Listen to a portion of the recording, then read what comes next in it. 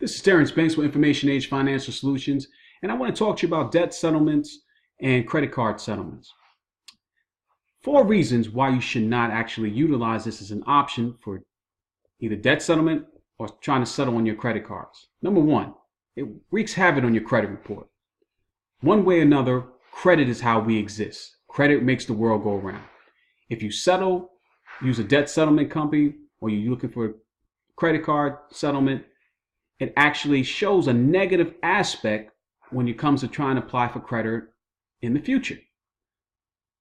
First, it shows that, hey, you couldn't pay the bill, you didn't want to go to look at a debt management company, so you decided just to take less.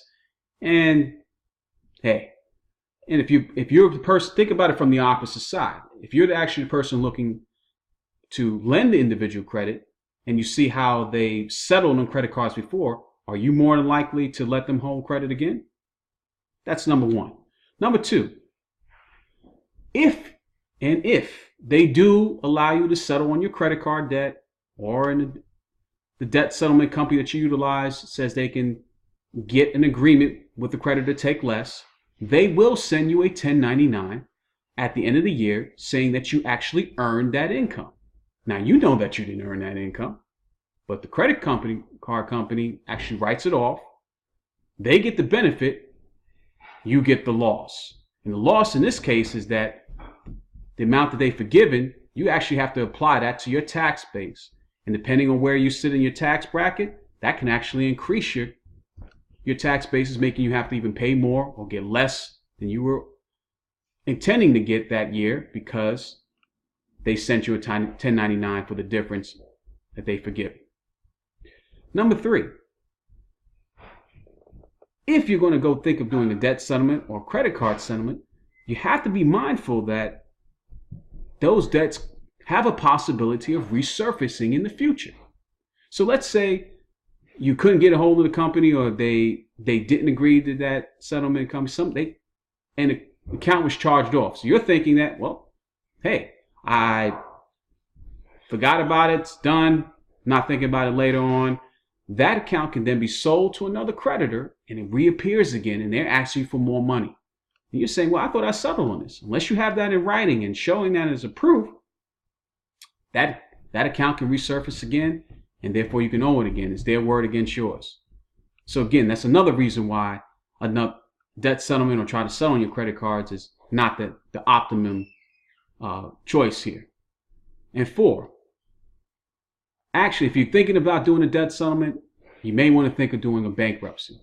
And I know that sounds counterproductive and it sounds kind of crazy, but let me explain. Debt settlements, again, it shows negatively on that credit report. At least with a bankruptcy, you get a free slate and your free clearance. And you can explain, hey, you know, I've had some challenges before.